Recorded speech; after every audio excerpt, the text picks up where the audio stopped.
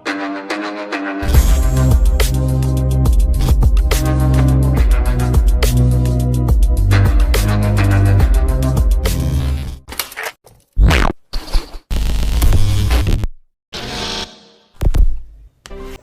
वालेकुम, welcome to my YouTube channel AH Hadi official. आज हम स्टार्ट करने वाले हैं एमआरआई का chapter number 5 sequence 1 basic principles and classifications. इसमें क्या होता है कि पेशेंट को आरएफ पल्स दी जाती है, जिसके बाद पेशेंट की बॉडी से इन्फॉर्मेशन कलेक्ट की जाती है, जिसे हम कहते हैं डेटा एक्विजिशन। फिर उससे मिलने वाले सिग्नल्स को एज अ रॉ डेटा हम के स्पेस के अंदर स्टोर करते हैं and by the help of Fourier transformation उसको हम इमेज में कन्वर्ट कर देते हैं। ये होल प्रोसेस 4 स्टेप्स के अंदर कंप्लीट होता है। सबसे पहले पेशेंट की लॉन्गिट्यूडनल मैग्नेटाइजेशन को देखा जाता है, फिर हम आरएफ पल्स को ट्रांसमिट करते हैं, चाहे 90 डिग्री हो, चाहे 180 डिग्री का आरएफ पल्स हो या एनी अदर डिग्री। फिर हम X, Y and Z gradient को एक्टिवेट करते हैं। इनका काम क्या होता है कि पेशेंट की बॉडी के अंदर लोकलाइज करना, यानी सिग्नल्स किधर से प्रोड्यूस हो रहे हैं, एंड एक्विजिशन ऑफ सिग्नल्स, उन सिग्नल्स को गेट करना, रिसीव करना। फिर क्या होता है, जब ये सिग्नल्स मिल जाते हैं तो at the end k space is filled with acquired signals are equals. इस चैप्टर में हम basically different types of sequence and their basic designs को डिस्कस करेंगे। तो सबसे पहले आती है क्लासिफिकेशन। अगर ब्रॉडली देखा जाए तो पल्स सीक्वेंस की 2 बड़ी कैटेगरीज हैं। एक को हम कहते हैं स्पिन इको सीक्वेंस, दूसरी को कहते हैं हम ग्रेडियंट इको सीक्वेंस। फिर हमारे पास मज़ीद 2 और सीक्वेंस हैं जिन्हें हम कहते हैं inversion recovery sequence IR sequence या इको प्लानर इमेजिंग EPI। इन दोनों सीक्वेंस को हम theoretically spin echo sequence and gradient echo sequence दोनों के साथ अप्लाई कर सकते हैं। यानी इन्वर्जन रिकवरी सीक्वेंस को भी हम स्पिन और ग्रेडियंट दोनों के साथ अप्लाई कर सकते हैं, और इको प्लानर इमेजिंग को भी हम स्पिन एंड ग्रेडियंट दोनों सीक्वेंस के साथ अप्लाई कर सकते हैं। लेकिन in a practical inversion recovery sequence को हम अप्लाई करते हैं स्पिन इको सीक्वेंस के साथ। इसको याद करने का ये तरीका है कि स्पिन के आखिर में आता है इन, तो इन से आप याद रखें इन्वर्जन रिकवरी, तो स्पिन के साथ हमेशा इन्वर्जन रिकवरी सीक्वेंस ही आएगा।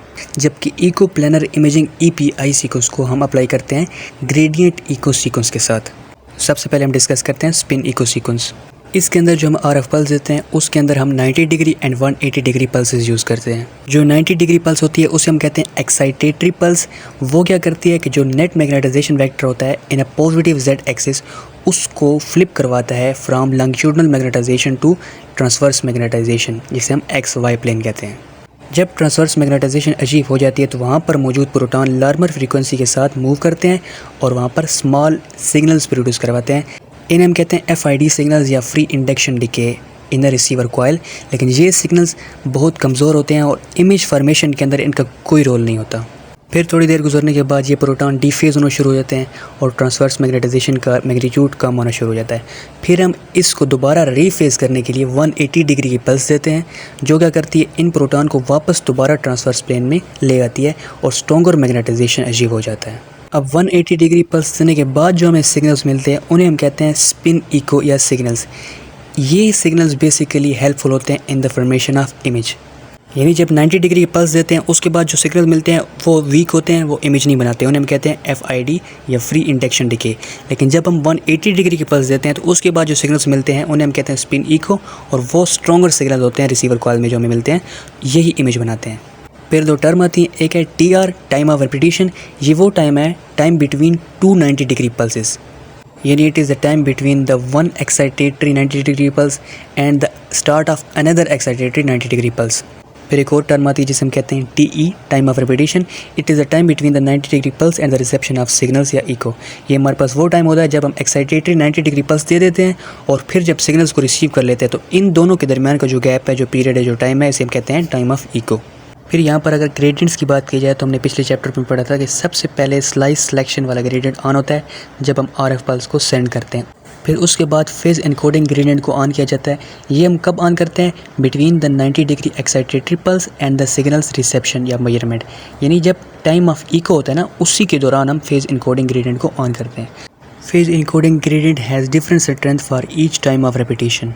और सबसे आखिर में हम फ्रीक्वेंसी इनकोडिंग ग्रेडियंट, जिसका दूसरा नाम रीड आउट ग्रेडियंट है, इसको हम करते हैं ड्यूरिंग सिग्नल्स मेजरमेंट। जब हम सिग्नल्स को रिसीव कर रहे होते हैं, इकोस को रिसीव कर रहे होते हैं, तो उस टाइम हम फ्रीक्वेंसी इनकोडिंग ग्रेडियंट को ऑन कर देते हैं। स्पिन इको सीक्वेंस को हम ऑलमोस्ट ऑल एग्जामिनेशन में यूज़ कर सकते हैं। हमने पीछे भी डिस्कस किया था कि T1 वेटेड इमेजेस हम लेते हैं फैट के लिए। फैट क्या चीज़ होती है? बॉडी के टिश्यूज़ होते हैं ना, तो एनाटमी के लिए हम बेसिकली T1 वेटेड इमेजेस को यूज़ करते हैं टू डिमॉन्स्ट्रेट एनाटमी। जबकि हमने पढ़ा था कि T2 वेटेड इमेजेस हम वाटर के लिए लेते हैं ना। इसके अलावा T2 वेटेड इमेजेस से हम पैथोलॉजी को भी डिमॉन्स्ट्रेट कर सकते हैं। बॉडी के अंदर वो जगह जहाँ पर एडेमा हुआ होता है, एडेमा के अंदर भी वाटर प्रेजेंट होता है ना, फ्लूइड्स प्रेजेंट होते हैं, and any other vascular tissues, vessel के अंदर भी ब्लड होता है, तो ऐसी इमेजेस हमें T2 पे ब्राइट नज़र आती हैं। मोस्टली पैथोलॉजी को हम T2 वेटेड इमेजेस पे डिमॉन्स्ट्रेट करते हैं as well as water, and T1 weighted images पे हम फैट एंड एनाटमी को कवर करते हैं। नेक्स्ट टॉपिक हमारे पास आता है modification of spin echo sequence. पहले कन्वेंशनल स्पिन इको सीक्वेंस के अंदर इस तरह होता था कि जितने ज़्यादा TR होती थी उतनी ज़्यादा लाइंस के स्पेस के अंदर फिल्स हो जाती थी। यानी अगर एक TR होता तो एक लाइन के स्पेस के अंदर फिल हो जाती थी। फिर बाद में मॉडिफिकेशन हुई तो एक ही टाइम ऑफ रिपीटिशन के अंदर मोर देन 1 लाइंस के स्पेस के अंदर फिल हो जाती थी, यानी मोर देन 1 इकोज़ हमें मिल जाती थी विद 1 TR। ये हम किस तरह करते थे कि 90 डिग्री पल्स देने के बाद हम जो 180 डिग्री पल्स देते थे ना, इनकी तादाद को बढ़ा देते थे। Sending more than 180 degree pulse after the excitatory 90 degree pulse, then we will get more number of echoes पर time of repetition. Every 180 degree pulse के बाद हमें इकोज़ मिलती थी, यानी सिग्नल्स मिलते थे। इन्हीं मॉडिफिकेशन के बेसिस पे हमने स्पिन इको सीक्वेंस को 3 डिफरेंट सीक्वेंस में डिवाइड किया हुआ है। सबसे पहले आता है dual spin echo sequence. Dual इसके नाम के अंदर ही ज़ाहिर है, डुअल हम कहते हैं 2 को। तो 90 डिग्री पल्स देने के बाद हम 2 मरतबा 180 डिग्री पल्स देते हैं। इसके अंदर टाइम ऑफ इको शॉर्ट होता है लेकिन टाइम ऑफ रेपिटेशन बहुत ज़्यादा होता है। किस तरह, आइए समझाता हूँ। टाइम ऑफ इको से मुराद time between the 90 degree and the signal reception. तो अगर हम फर्स्ट टाइम ऑफ इको देखें तो ये कितनी शॉर्ट है देखें, और सेकंड टाइम ऑफ इको को देखें तो ये भी जल्दी सिग्नल्स मिल रहे हैं, हमें इतना ज़्यादा गैप नहीं है, दोनों शॉर्ट है। लेकिन अगर हम टाइम ऑफ रिपीटेशन को देखें तो 290 डिग्रीज़ के अंदर बहुत ज़्यादा गैप है, तो इसलिए टाइम ऑफ इको शॉर्ट है and time of repetition long है। तो ये सीक्वेंस हमारे पास लॉन्ग टाइम ऑफ रिपीटेशन पे चलती है, लॉन्ग TR पे। अब अगर हम इन दोनों इकोज़ का कंपैरिजन करें तो जो फर्स्ट वाली इको है उससे हमें सिग्नल्स जल्दी मिल रहे हैं, ठीक है। यानी वो first time of echo short है लेकिन सेकंड टाइम ऑफ इको है वो हमारे पास फर्स्ट से लॉन्ग है। यानी टाइम ऑफ रिपीटिशन तो दोनों के अंदर लॉन्ग है लेकिन टाइम ऑफ इको पहली के अंदर शॉर्ट है एंड दूसरी के अंदर टाइम ऑफ इको लॉन्ग है।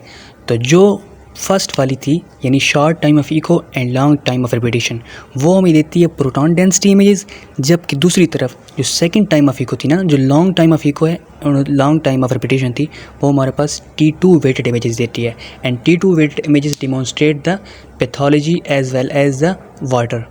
फिर दूसरे नंबर पर हमारे पास जो मॉडिफाइड सीक्वेंस आती है उसे हम कहते हैं फास्ट स्पिन इको सीक्वेंस या टर्बो स्पिन इको सीक्वेंस। इसके अलावा हम इसे मल्टी स्पिन इको सीक्वेंस का नाम भी देते हैं। इसके अंदर क्या होता है कि 90 डिग्री एक्साइटेटरी पल्स के बाद हम मल्टीपल 180 डिग्री पल्स देते हैं।